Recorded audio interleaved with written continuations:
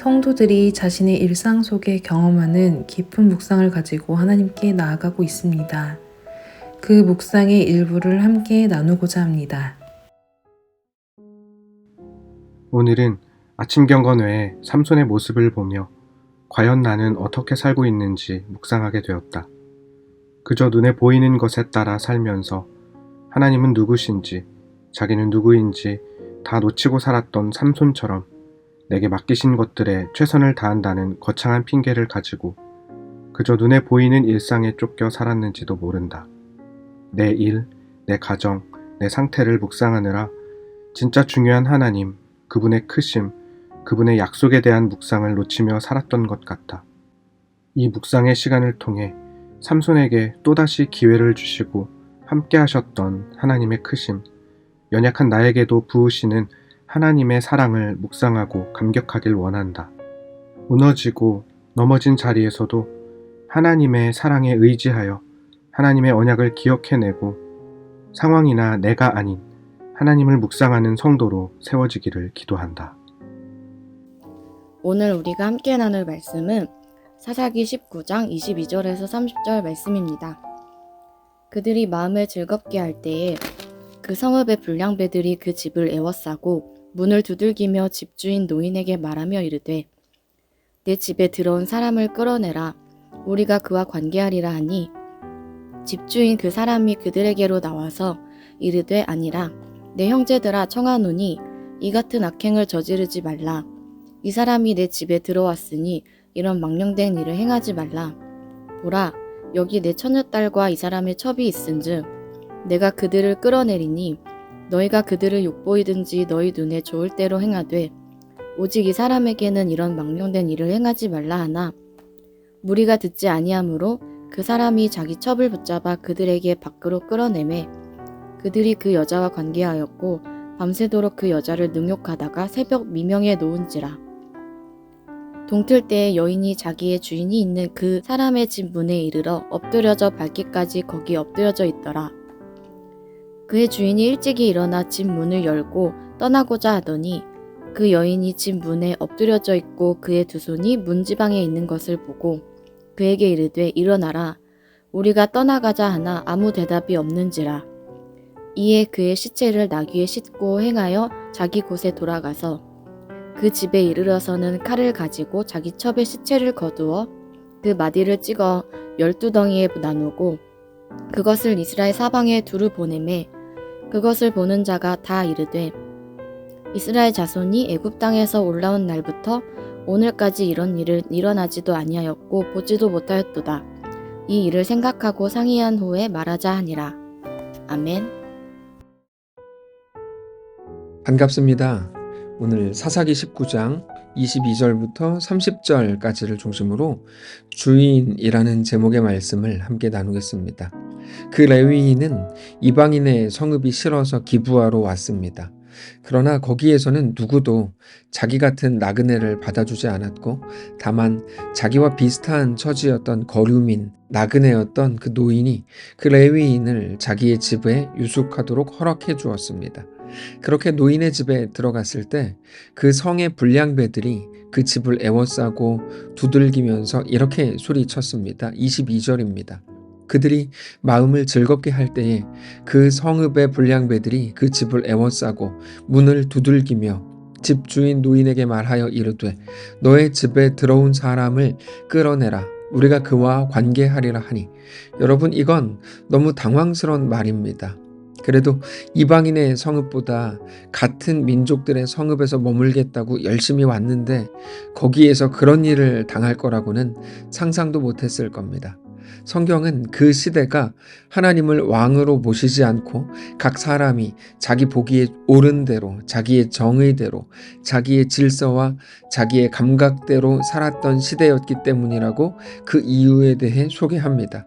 그렇게 만들어진 사회는 매우 심각했습니다. 이스라엘인지 아닌지, 육신의 아브라함의 후손인지 아닌지, 그들의 성향이나 혹은 습관이 어떤지가 아니라 하나님을 왕으로 모시는가 그렇지 않은가 하는 것이 가장 중요한 결정 기준이 되는 겁니다. 그런 상황에서 노인은 그 불량배들을 말리면서 이렇게 말합니다. 23절입니다. 집주인 그 사람이 그들에게로 나와서 이르되 아니라 내 형제들아 청하노니 이 같은 악행을 저지르지 말라. 이 사람이 내 집에 들어왔으니 이런 망령된 일을 행하지 말라. 보라 여기 내 처녀 딸과 이 사람의 첩이 있은즉 내가 그들을 끌어내리니 너희가 그들을 욕보이든지 너희 눈에 좋은 대로 행하되 오직 이 사람에게는 이런 망령된 일을 행하지 말라 하나. 여러분 이것도 너무 황당한 말입니다. 이 레위인 남자에게는 행하면 안 되고 자기 딸이나 레위인의 아내에게는 그런 일을 행해도 상관없단 말입니까? 그럴 수 없습니다. 그럼에도 그 노인은 그렇게 말하더라는 거죠. 그런데 여전히 무리들은 그 말을 듣지 않았습니다.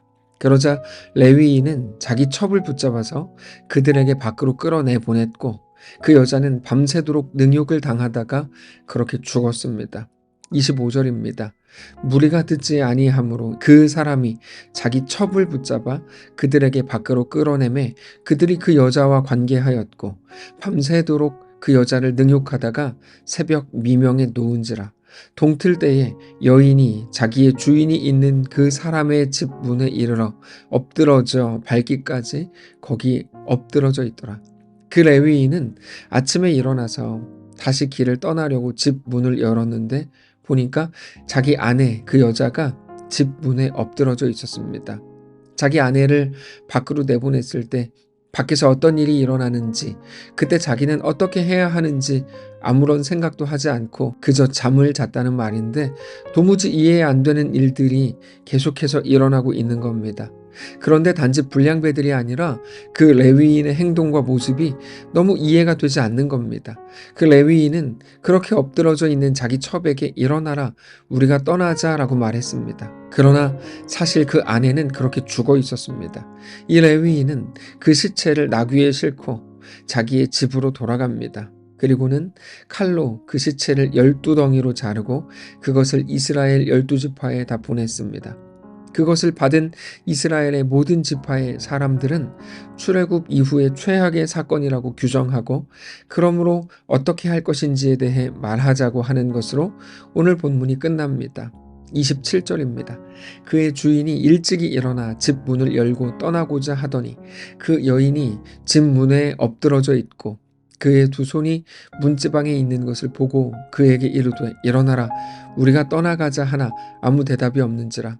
이에 그의 시체를 나귀에 싣고 행하여 자기 곳에 돌아가서 그 집에 이르러서는 칼을 가지고 자기 첩의 시체를 거두어 그 마디를 찍어 12덩이에 나누고 그것을 이스라엘 사방에 두루 보내매 그것을 보는 자가 다 이르되 이스라엘 자손이 애굽 땅에서 올라온 날부터 오늘까지 이런 일은 일어나지도 아니하였고 보지도 못하였도다.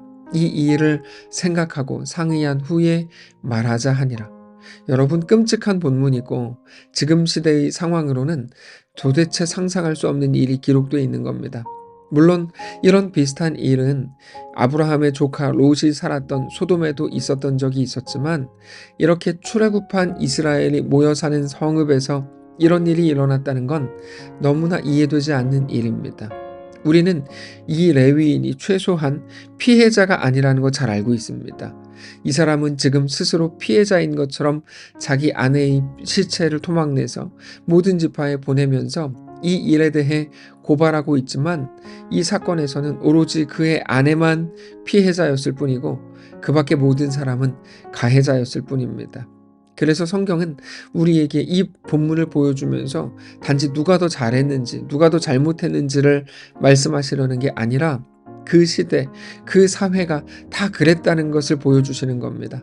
그러면서 너희가 기대하는 레위인, 제사장, 약자, 노인, 누구 할 것 없이 모든 사람들이 그 사회의 구성원으로 그렇게 중심에 하나님 없는 삶을 살고 있었다라는 것을 고발하고 있는 겁니다.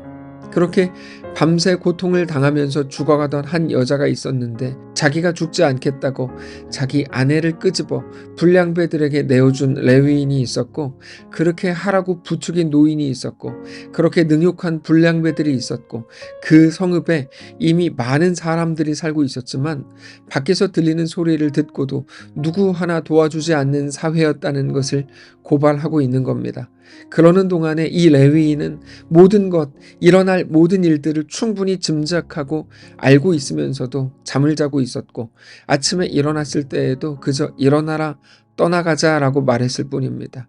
지금 우리 시대는 이미 역사상 가장 풍요로운 시대를 살고 있지만 여전히 풍요가 마치 모든 것을 채워준다는 미신에 사로잡혀 있습니다. 그래서 그 미신을 위해 간구합니다. 하나님께 구하죠. 더 건강해지고 더 잘되고 더 부자가 되고 좋은 것들을 더 많이 가지게 되기를 구합니다. 그러면서 모든 것이 다 좋아지고 그렇게 되면 평안해질 거라는 착각 속에 살아가고 있습니다. 그러나 여러분, 풍요는 어떤 것도 채워주지 못합니다. 이 레위인의 풍요로부터 시작되는 것이 오늘의 본문인 것입니다. 염려나 걱정이 없는 것, 아무런 문제가 없는 것이 우리를 온전한 사람들로 서게 할 수 없습니다. 오직 왕이신 하나님이 진정한 왕이 되고 하나님 나라 백성인 우리의 삶이 그렇게 하나님 나라를 소유하는 것을 삶의 목표로 삼고 살아가지 않는다면 우리 시대 역시 똑같은 길로 가게 될 겁니다. 상황이 암울했다, 불행했다 이런 말이 아닙니다. 그들에게 하나님이 없는 그 결과가 얼마나 처참하고 얼마나 비참한지를 우리에게 보여주시는 겁니다. 여러분, 우리가 열심히 노력해서 부유해질 수도 있겠고 열심히 노력해서 모든 일을 형통한 것처럼 만들 수 있겠지만 그 부유함과 형통은 우리를 진정한 평안으로 이끌지 못합니다. 평안은 오직 하나님께 속한 것이기 때문입니다. 평안을 주시는 분은 오직 하나님이시지 우리 실력으로 만들어내는 어떤 형통이나 부유함이 아닌 것입니다. 결국에 우리가 오늘 바라보아야 하는 건 평안, 생명, 소망, 구원의 주인이신 우리 하나님을 왕으로 인정하고 그 앞에 엎드리는 것뿐입니다. 우리는 여전히 상황의 문제로 신음하지만 우리가 한탄하고 갈망해야 되는 건 상황의 문제가 아니라 왕이신 하나님 앞에 오늘 또다시 실제적으로 온전히 서는 겁니다. 상황의 변화가 우리를 살리는 게 아니라 오직 하나님이 우리에게 평안이 되시고 하나님이 우리를 살게 하고 하나님이 우리의 영광이 되시고 하나님이 우리의 명예가 되신다는 것 알아 더 하나님 나라를 향하고 그렇게 오늘 더 하나님 나라에 속하게 되는 우리 모두가 되시기를 원합니다. 기도하겠습니다. 살아계신 하나님 감사합니다. 하나님이 우리 왕이신 것을 정직히 고백하는 오늘 우리가 되게 하시옵소서. 하나님의 은혜 안에 거하고 그래서 내가 내 실력으로 만들어낸 모든 것들을 통해 기대하고 기다리던 모든 마음들을 이제 내려놓고 오직 하나님께 나아가 주님만 나의 소망이요 나의 전부입니다. 하나님만 나의 영광이요 내 명예입니다. 정직히 고백하며 그렇게 하나님 나라를 살아가는 우리 모두가 되게 하시옵소서. 감사드리며 살아계신 우리 주 예수님의 이름으로 기도합니다. 아멘. 사랑하는 성도 여러분, 하나님께서 오늘 하루를 우리에게 허락하셨습니다.